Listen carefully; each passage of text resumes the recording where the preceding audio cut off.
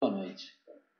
Estamos aqui estudando, sobre a história de Israel e é muito interessante essas histórias, porque fala de uma nação que nós conhecemos e tem uma profunda ligação com a igreja. Na verdade, mais para frente nós vamos ver como é que a igreja surgiu. Mas enquanto nós estamos na história de Israel, a última aula nós falamos sobre o reino estava dividido, O reino de Judá e o reino de Israel. O reino agora, eles não estão mais separados por tribos. Eles estão divididos em dois. E o reino de Judá ficou com duas tribos, A tribo de Judá e a tribo de Benjamim. As outras 10 ficaram como chamada reino de Israel, E o rei de Israel foi Jeroboão e no reino de Judá, Roboão, filho de Salomão. Passaram o tempo, Passaram-se os tempos e os reis foram assumindo seus respectivos reinados. E quando se fala do reino do norte, eles elegeram uma capital religiosa também, que foi a capital de uma cidade chamada Samaria, Tanto é que os judeus tinham uma questão particular com Samaria, porque Jeroboão ele foi um rei idólatra, Diferente do rei do sul. O reino do sul, a capital de Jerusalém, era tanto para a questão religiosa como para a questão política e administrativa. Já Jeroboão elegeu uma capital religiosa para seus cultos pagãos. E passando o tempo, vários reis foram assumindo seus respectivos tronos. E você vai ver que no balanço dos reis de Israel e os reis de Judá, um era pior que o outro, Então, sendo na perspectiva dos reis de Israel, nós vamos ver lá Jeroboão, depois veio Nadab, depois Baasa, depois Elá, depois Inri, Onri, e chegamos a um rei que chama a atenção, que é o rei Acabe, que é o pior de todos eles. Todos os reis de Israel foram reis maus, reis que não trouxeram nada, não agregaram nada de positivo para Israel. Já nos reis de Judá, teve lá rei Roboão, filho de Salomão, que foi mal, Abias foi mal, depois Asa, foi um rei bom, rei Josafá, Jeorão mal, Acasias mal, Atalia muito mal, Joás razoável, Amazias razoável, Uzias razoável. Então tinha mais mal do que bom. Essa é a grande verdade. Mas o pior de todos, tanto do reinado de Israel, do reinado de Judá, você vai ter o Acabe. O Acabe era uma coisa realmente muito peculiar e Deus ele toma uma ação muito interessante. Nesse reinado de Acabe, Deus levanta um homem chamado Elias. Elias, ele é mencionado como um profeta realmente que chama a atenção, porque ele inclusive é mencionado por Jesus no Novo Testamento quando ele aparece lá no monte, junto com Moisés. Deus tinha um propósito de vida na vida de Elias. Elias ele era um cara muito simples, veio de uma cidade que não tinha nem no mapa, uma cidade insignificante praticamente, uma cidade humilde, Mas ele era um homem grande em integridade, ele era um homem grande em obediência, ele era corajoso, ele era determinado, ele cumpria a tarefa, o trabalho. Ele era um homem humilde, dependente de Deus. Inclusive aquela frase famosa do Senhor, em cuja presença eu sou, é de Elias, homem de oração, homem gigante em fé. Ele se submeteu a um processo de aprendizado, Então Deus traz Elias do anonimato e ele se apresenta a Acabe. Acabe era um rei, da dinastia ali dos reis de Israel. Ele era um rei idólatra e ele se casou com uma mulher chamada Jezabel, uma mulher autoritária, uma mulher mandona, uma mulher idólatra, uma mulher realmente complicada, muito influente. Então, Acabe foi um fiasco como rei em Israel. Então, Deus chama Elias para se apresentar ao rei e trazer uma profecia, E Deus fala, Elias, você vai lá e você vai falar com esse rei e vai ficar um período sem chuva, né? Então Elias se apresenta na presença do rei Acabe e fala: assim diz o Senhor, durante 3 anos e meio não vai chover, não vai chover. E ele se afasta da presença do rei, porque essa palavra ela vai de encontro ao mau reinado dele, né? A idolatria. Não vai chover por causa dos seus pecados, dos seus problemas que você tem gerado para Israel. Ele se afasta e ele vai para o deserto. Quando ele vai no deserto, Deus alimenta Elias utilizando pão e carne, né? Então os corvos traziam todo dia pão e carne para ele. E tinha um riacho de água, né? Um pequeno riacho de água que Elias se alimentava ali com o que os corvos traziam e a água que ele bebia ali daquele riacho. O interessante é que esse período de seca determinado por Elias para o reinado de Acabe foi um período determinado de 3 anos e meio. Só que acontece um episódio aí, né?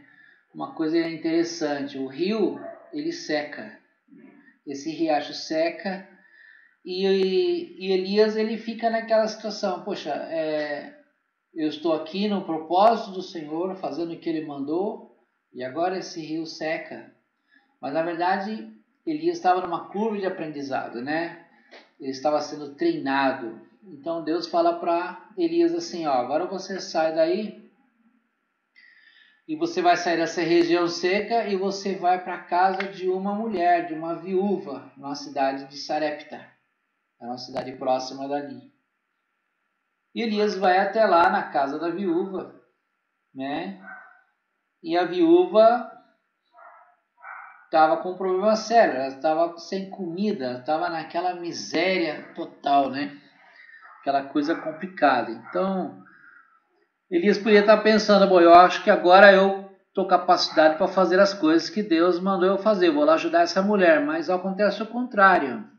Quando Elias vai para a casa dessa mulher, ele vai passar no segundo nível de aprendizado ali, né? Na verdade, a mulher ia cuidar de Elias na questão de comida, que ela não tinha nem para ela, mas Deus ia começar a mostrar para Elias que Deus está sempre ali cuidando das coisas, né? Em momentos de dificuldade, momentos de escassez. E o que acontece?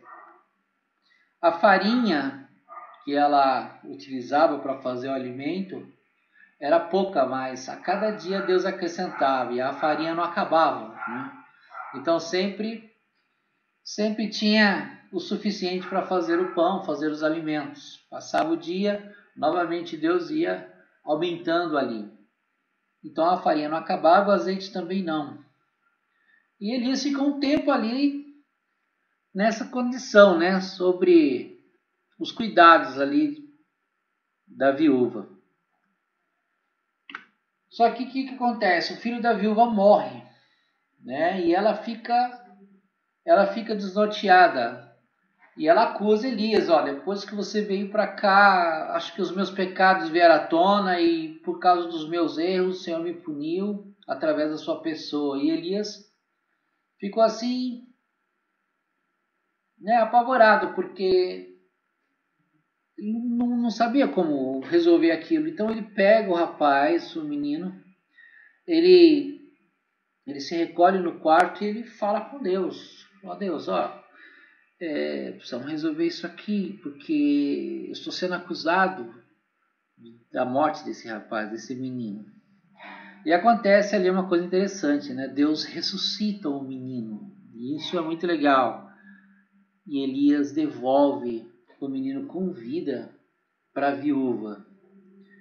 Então, a gente vê que Elias agora já está num estágio bem melhor, né? Na questão de homem que se relaciona com Deus, ele tinha uma conversa direta e franca com Deus, ele ouvia a voz de Deus, argumentava. Então o relacionamento com Deus e Elias já estavam num patamar bacana, já tinha condições de fazer as coisas grandes que Deus queria que ele fizesse. Então Deus ele fala, agora você vai lá, né, falar com o rei. E Elias vai até o rei Acabe e fala, ó, rei Acabe, você até quando você vai seguir esses deuses falsos? Então é o seguinte, eu quero fazer um desafio aqui, lá no Monte Carmelo. Nós vamos fazer um altar para o Deus de Israel e vocês vão fazer o altar para Baal. E vamos ver quem é Deus de verdade, né? Vocês vão ver que há Deus em Israel. E 450 profetas de Baal se reúnem, né? E eles começam a fazer as invocações deles. E inclusive Elias, ele zomba, né? Fala, fala mais alto, porque o Deus de vocês deve estar dormindo, ele não deve estar ouvindo vocês.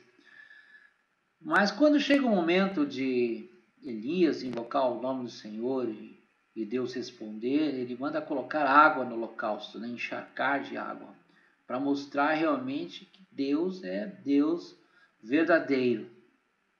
E Elias ora, e quando ele ora, o fogo do Senhor desce e consome o holocausto, né? Ele queima tudo ali, ele consome tudo que está no altar. E Elias, mais que depressa, ele pega a espada e começa a matar os profetas, ele mata os profetas de Baal, e isso provoca uma ira muito grande em Jezabel, e Jezabel ela fala, ó, o que aconteceu com esses homens, com esses profetas, é o que vai acontecer com você, Elias. E Elias, ele fica apavorado, ele fica com medo. O que ele faz? Ele pega e ele foge. Ele vai andar aproximadamente 160 quilômetros, né? E ele senta debaixo de uma árvore lá e começa a se lamentar. Ele fica aborrecido, né? No deserto, né? Ó, ele foi porém ao deserto, caminho de um dia, e foi sentar-se debaixo de um zimbro, pediu para si a morte. E disse, já basta, Senhor, toma agora a minha vida, pois não sou melhor do que meus pais. Deitou-se e dormiu debaixo da árvore do zimbro, e eis que então o anjo tocou-lhe e disse, levanta-te e come. Veja, Deus cuida de Elias em todas as situações, né? Elias não tinha que ter fugido, né? Elias, ele quando orou, teve várias pessoas também que não se dobraram a Baal. Tinha gente fiel com ele. Então, na verdade, a estratégia de Deus com Elias é fazer um levante, né? O levante contra os falsos deuses, para que as pessoas se convertessem ali. E ele vai para uma caverna. E quando ele está na caverna lá, meio desolado, Deus aparece para ele e falou, Elias, o que você está fazendo aqui? E Elias se queixa, ele fala, ó, ele se queixa para Deus, falou, Senhor, aquela mulher lá é louca, aquela mulher já matou todos os profetas de Israel, só sobrou eu, ela vai me matar também. E é muito curioso quando ele fala isso, porque um homem que tinha orado e feito descer fogo do céu, agora estava com medo de uma mulher, né? E Deus fala para ele, falou, volta lá, porque o propósito não acabou, né? Tem mais pessoas que como você, não se inclinaram a Baal. Né? O Senhor lhe disse, volte pelo caminho por onde veio, vá para o deserto de Damasco, chegando lá, unja Azael como rei da Síria, unja também Jeú, filho de Ninsi, como rei de Israel, e unja Eliseu, filho de Safate, de Abel-Meolá, para suceder a você como profeta. Jeú matará todo aquele que escapar da espada de Azael, e Eliseu matará todo aquele que escapar da espada de Jeú. No entanto, fiz sobrar 7.000 em Israel, todos aqueles cujos joelhos não se inclinaram diante de Baal, e todos aqueles cujas bocas não o beijaram. Então veja, tinha um pouco de pessoas lá que ainda era fiel ao Senhor, né? E Deus queria que Elias trabalhasse com esses. Mas o mais curioso é que Israel pediu um rei, né? Lembra da história lá de Saul? Ó, nós queremos um rei como as outras nações, né? E entendemos que isso foi um grande erro, né? Os reis foram mal sucedidos, dinastias ruins, o povo caiu em idolatria. Então agora novamente Deus está usando a mesma estratégia que usou lá atrás com juízes, né? Homens capacitados, cheios do Espírito Santo de Deus, fazendo os prodígios para chamar a atenção do povo, para as pessoas caírem no arrependimento, né? Então Deus sempre usa as táticas de parar de chover ou fazer chover, as táticas de pestes. É Deus que manda tudo. E as pessoas ficam confusas, né? Não sabem o que fazer. Você vê 3 anos e meio ali, ficou sem chover. Se você for ver também em Apocalipse, né? A tribulação são 3 anos e meio ali de tribulação, e depois mais 3 anos de grande tribulação. 7 anos de tratamento por causa do pecado, né? O pecado sempre traz juízos de Deus. Então hoje nós estamos vendo isso de uma forma muito clara. O mundo inteiro está confinado. Nós vemos pragas de gafanhotos lá na China. Nós tivemos anos atrás a falta de chuva. Nós ficávamos preocupados, né? Qual o nível do Cantareira? Será que vai chover mais um pouco? Já está no nível morto? Como é que a gente vai viver sem água? Aí passa alguns anos, aí vem aquele monte de chuva, aquelas enchentes, aquela coisa totalmente fora de controle.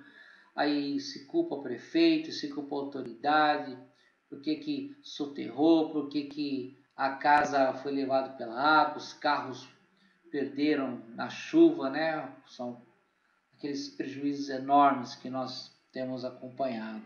Chuva, e depois vem fogo na Austrália, fogo na Amazônia, e agora essas pestes. Então tudo isso é para chamar a atenção das pessoas.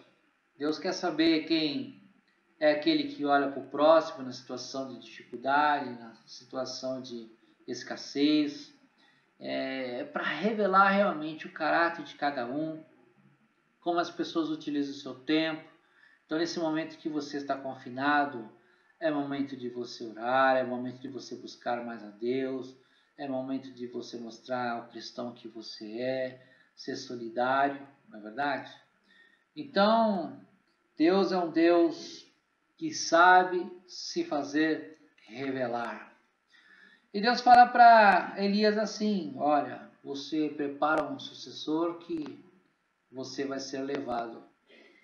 Elias é levado num redemoinho, separado por um carro de fogo, e a capa dele cai e Eliseu assume, né, a posição de Elias como profeta em Israel, né? Muitas coisas vão acontecer ainda aí. O que nós vimos da vida de Elias? Ele era um homem sujeito, igual a nós, a fraquezas, um homem cheio de dúvidas, um homem simples, mas Deus pega um homem simples de um lugar do meio do nada e se transforma esse homem num homem notável, um homem realmente com capacidade de fazer grandes coisas. E Deus se revela ali de uma forma poderosa no meio de Israel e mostra a Deus em Israel, né, a Deus com poder, atuando até os dias de hoje, né? Deus é um Deus grande. Aproveite esse tempo para se relacionar com Deus, com a sua família.